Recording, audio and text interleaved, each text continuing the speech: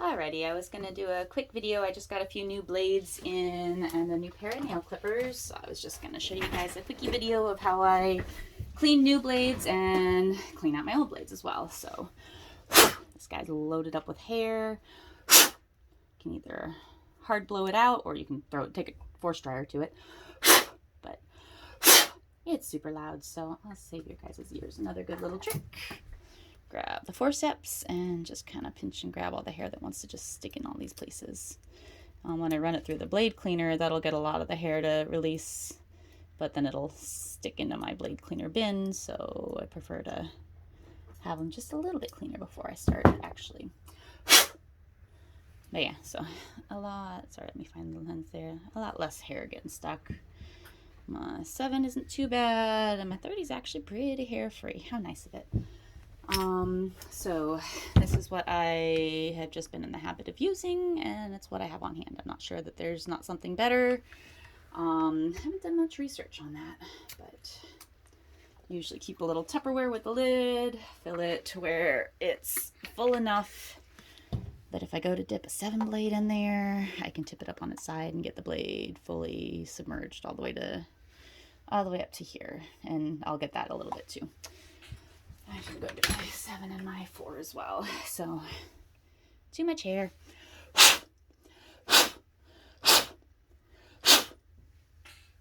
Not too much hair. And my number 4 is alright. So, I needed my pair of clippers. Currently, I'm using Wall KM10s. I like them well enough. They have a magnetic rotary drive, which is what the Labays have. I used to love Labays, but I swear to God, the company just got cheap. The motors and the levers and all the things just don't hold up as well as they used to. So I'm mad at the company and I'm trying not to buy their stuff, but it's still my favorite brand. Well, one of these days I'll give them another try. But a $300 pair of clippers wearing out because of cheap parts, it annoys me.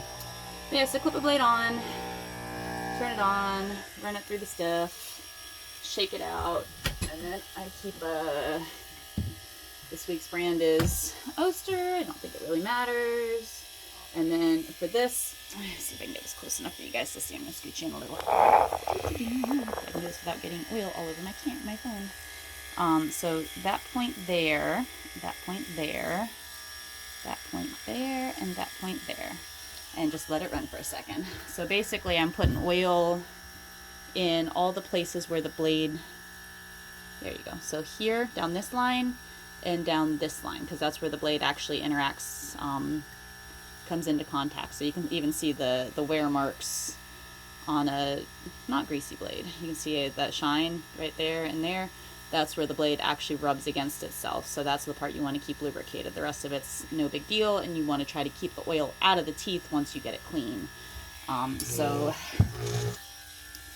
most of these I won't be using today, but unfortunately I will need to use some of them, so I'll have to get them as unoiled as possible. But I just rubbed the guy off on the towel. Just hair. And then quiet. Keep a old toothbrush around, and yes, it's gross. And that'll just help kind of clean the oil. So you see it, there you go. Just kind of work the oil off the blade and into the towel a little bit. And ideally I do this at the end of the day so they have a chance to dry, but I've got these new blades and I want to get them oiled up so that they are happy to work. As I understand it, they've got a little bit of a coating that comes from the company when they're sent out, and it's ideal if you get that washed off. Again, smudge the blade with trying not to get the clipper itself too heavily oiled. Shake it off. I put a couple of dots, just 1, 2, maybe 2 down there so it runs the whole way. Another 1, 2, 1. Shake it off.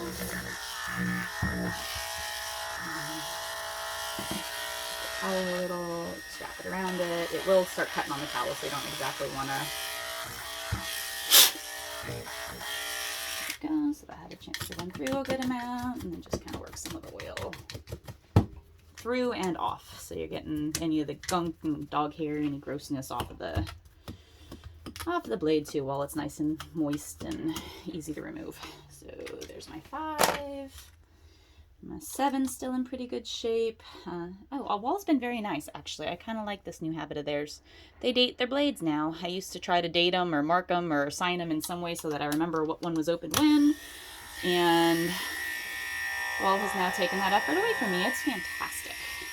But if you are in a groom shop where you've got a lot of people around you, I'll show you my engraver real quick.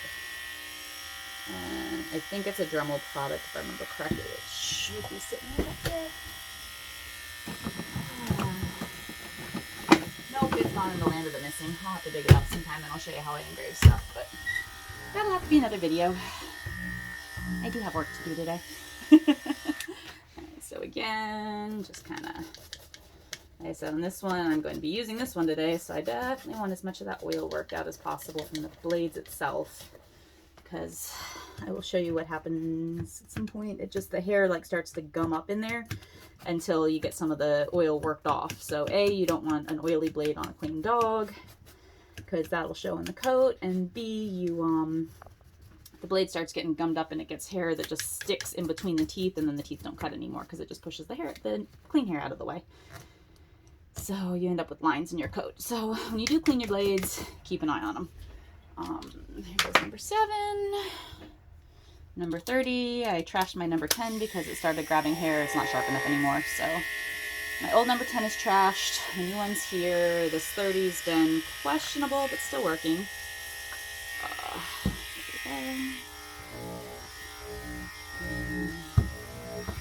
So this guy gets to stay around for a little while longer.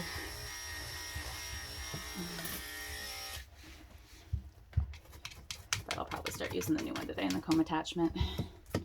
So one of the things to think of when you get new blades is A, they are extra sharp. So you want to be a little more careful and not use them on places that are easier to catch skin. So you just want to kind of be smart with your new blades. Maybe keep an old one of the same length around for a little while, just so you can let the new one get essentially broken in. And this poor little 40 blade has been with me for long enough to actually have a little rust on the part that doesn't get used all the time, but the rest of it's in really good shape, so it stays around.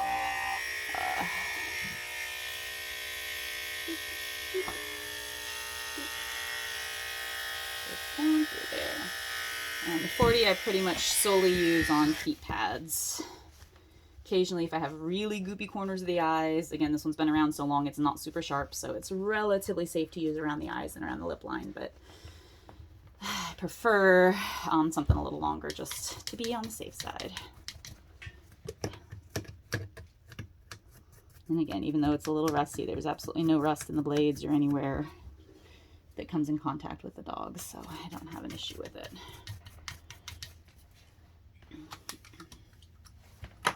Okay, so Wall now sends a little thing of blade oil with them too, which is kind of cool. I'm going to end up with quite a big collection of blade oily things. Come on, where do you use? There you go.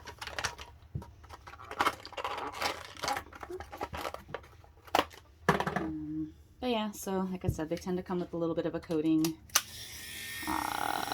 Electric clipper oil. It's not even calling it blade oil. Interesting. I just soak the parts that rub together, let them run a minute or two. Check some of the cleaner out, put some oil in.